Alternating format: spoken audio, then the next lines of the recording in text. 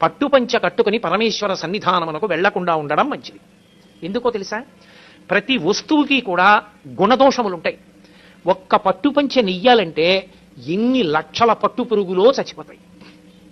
Mulberry ఆకులు పెట్టి పట్టు పురుగుని పెంచి బాగా కడుపు నిండా తిని అది పట్టు దారాన్ని చుట్టూ అల్లుకుని పట్టుగూట్లో మెత్తగా ఉంది కదా అని పడుకుంటుంది.